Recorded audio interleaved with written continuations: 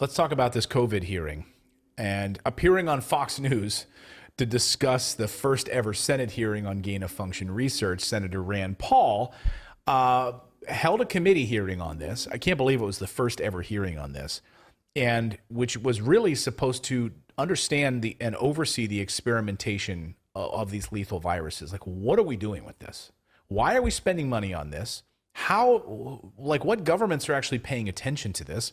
How is Anthony Fauci and the National Institutes of Health taking taxpayer dollars to create modified gene disrupting viruses in labs and, oh, by the way, leaking them?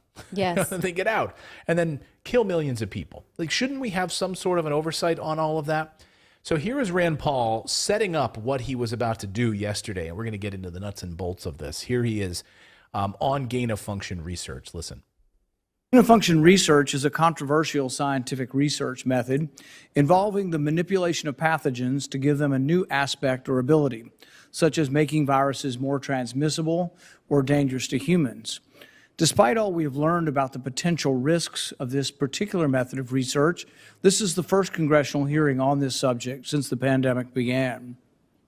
Today we will discuss what gain-of-function research entails, how gain-of-function research is defined, and whether the definition of gain-of-function research is applied consistently by the Department Health and Human Services P3CO Review Committee. This is a committee that was set up to study potential pandemic pathogens. Okay, I'm listening. Well, it gets better. It's definitely time to ask those questions. It gets better because then he wants to know, like, look, the American people deserve to know this. I mean, would you say, if you're watching right now, do you think we deserve, or the world, not if you're, I'm just speaking to Americans because it's the Senate. But, and because it's taxpayer funded. Right. Do you think we have a right to know? Like, let us know in the comments section. Do we have a right to know what they're doing with this money? What biolabs they're working on?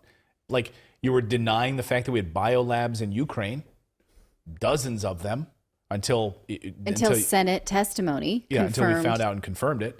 So, again, don't we have a right to know? And this is exactly what Rand Paul had to say. Listen. I maintain that the techniques that the NIH funded in Wuhan to create enhanced pathogens may have or could have been used to create COVID-19. The American people deserve to know how this pandemic started and to know if the NIH funded research that may have caused this pandemic.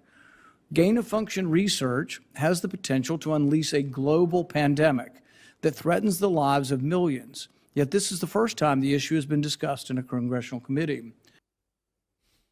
Don't we have a right to know? Yes. Absolutely. And the chat room is overwhelmingly saying, yes, we do have a right to know. What he further goes on to say is that these committees exist, but this information was never given to Congress. Right. How is this not given to Congress? Like, how is this information that's using taxpayer dollars not given to Congress? How is there no congressional oversight of this? His main point is, of course, that we should protect and not have this happen again. Right.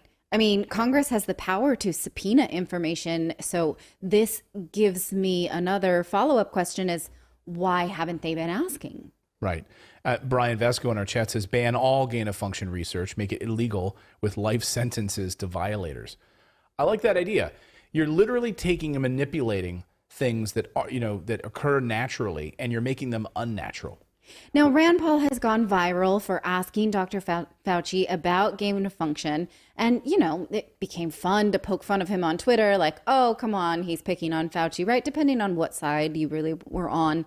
But he goes on to further say, Dr. Fauci, when we've been asking about this, has been lying. There is no dispositive evidence the pandemic began as a spillover of a natural virus in a market. All evidence is consistent with a laboratory-acquired infection. SARS-2 has features consistent with synthetic biology gain-of-function research. In 2018, U.S. and WIV scientists proposed inserting, quote, human-specific furin cleavage sites in a bat virus backbone. 2 years later, SARS-2 appeared on the WIV doorstep. Kentucky Senator Rand Paul headed today's hearing, and he joins me now. So, Senator, what did you learn from these experts? I know this is going to be shocking, but we learned that Dr. Fauci has been lying to us. The 3 scientists agreed that this was dangerous research. 2 out of the 3 absolutely said it was gain of function. The 3rd said it was dangerous research and should have gone before a committee. When Dr. Fauci said, oh, we've reviewed this and the experts have looked at this and says it's not gain of function, even that wasn't true. There was a committee that was formed after 2017 to look at this dangerous research. They didn't look at this research at all because they never reviewed it. So no one reviewed this to say it wasn't gain of function research. They didn't review it, period. We also learned from these scientists today that the committee that is supposed to review these viruses is secret. We don't know the names, we don't know whether they ever meet, and we don't have any records of their meetings. It's top secret. Congress is not allowed to know. So whether the committee actually exists, we're uncertain. Can you believe that? That's outrageous. We're not allowed to know. It almost sounds like UFO level stuff, right? Well, and to me, it's like even a little bit more nefarious because, like, if you look at all of this and the fact that Fauci lies, so like if somebody lies once, generally they've lied before. And in 2017, Fauci was warning Donald Trump that there would, not that there might be, not that it was possible, but there would be a global pandemic and that they needed to be prepared. How was he so confident that there would be? And if this is true, then wouldn't that point to that's why he was that confident? I'll even go one step further. I mean, they talked about this. The World Economic Forum talked about this and planned for this. They knew this in August. At their meetings, we're discussing this. Of 2019? Yeah. How did they know this? Mm-hmm. How did they know this months ahead of time? How are they able to specifically say that during Trump's administration, there will be a pandemic? Yes. There will be. Specifically, there will be. How do you plan for that? And of course, Dr. Fauci laughs it off, won't do interviews. We covered the story here yesterday, how he refused to come on The Rising with the one anchor who wanted to ask questions such as these. Right.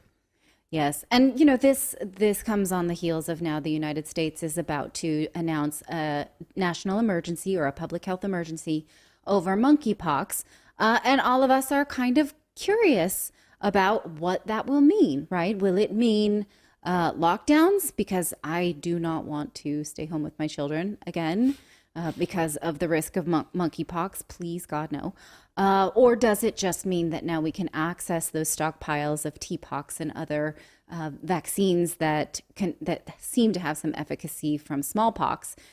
We don't know, right? But it's hard to trust what is going to happen when it comes to any public health emergency at this point. I mean, the thought that we would have, again, I think that's what we're going towards as we head into the fall. I mean, I have a conspiracy theory about it, maybe not even a conspiracy, which is, hey, Democrats are in deep trouble, right? Democrats heading into the midterm elections are in deep shit right now. It's no secret, right? And so they need all the help they can get. And President Biden, it was stunning to even see that even when he announced the death of al-Qaeda leader Ayman al-Zawahiri the other day, you thought, typically in that situation, you'd have a president's approval rating goes up, right? Yeah. We took out a terrorist. Approval rating goes up. Nothing. It went the opposite direction. And so heading into the fall, get people mandates, get people new stimulus checks. Yeah. Send out a couple $1,000s in stimulus checks. We have to go under lockdowns. Here's President Biden's signature on a stimulus check. You need all the help you can get going into the fall. Sure. I mean, what else are they going to do? I don't know. Although Nate Silver's 538 blog now puts Democrats at a 58% chance of maintaining power in Congress, and that seemed high. He has been wrong. I mean, he was heralded as being like the guy who got figured it out a couple of years ago, but he has been wrong ever since. And he's made some ridiculous statements over the past few years. 58% that Democrats remain in power. That seemed really high. And, to put that in perspective, though, most presidents lose the midterm election after 2 years after election. Most presidents lose party control of the Senate. Barack Obama did, Bill Clinton didn't. Like, this is just sort of normal turn of history.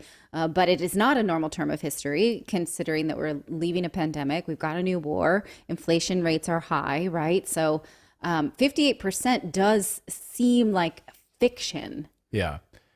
I mean, so again, if we head into another round of lockdowns, we're already talking about emergencies in New York. We're talking about states of emergencies in Illinois, in California. The list is starting to grow, and they're all happening in Democratic areas, of course, Democratic governors, Democratic Mayor Eric Adams of New York City. Go ahead. I don't know if you've seen John Campbell's coverage, but he's talking, there's a specific community of people that this is actually affecting, and you can't even talk about that because you will be, like, we could be banned for talking about it on here, the community that deserves to know because it is something that affects them. But if you watch John Campbell's coverage of it, he talks it. Yeah. I don't know how he gets away with talking about everything. I think it's his delivery and his credentials maybe, but we probably couldn't. Okay, so let's not. Yeah, but I know exactly what you're No, talking I'm not. about. Sure. I know exactly what you're saying. And it's like, we can write about it in our newsletter. Yeah. It's our newsletter at redacted.inc. In fact, someone wrote me this afternoon and said, I love your newsletter. It's too bad that what you say in the newsletter is something you can't even say sometimes on YouTube. There was a story this They'll morning block us. about a pediatric study that I wanted to bring to this show. If you read the newsletter, you know what this is about. And I don't dare because of the way that people are canceled for this sensitive topic. So if you know, you know. Right. But I... Zip it. Yeah. Zip it. Yep. I like my job. I'm going to stay right If you're here. listening to the audio version of the show, she was zipping it. So again, Rand Paul, making these conversations, he went on the rising, by the way. He went on and was not afraid to answer questions and was basically asked some tough questions about his congressional testimony and was able to point out this morning, he was able to say, Dr. Fauci said that in research was reviewed and found to be safe by experts. That was a lie. Then he continued to call out Dr. Fauci, who wouldn't go on to be interviewed unless he had specific anchors that he knew might ask him softball questions. So this is what we're dealing with. This is the censorship. This is the hidden agenda of Washington that continues to hide this stuff. So get ready for the next pandemic because it's coming up, guys. I mean, if they want us to trust them, this is not the way. Just seems kind of obvious to say that.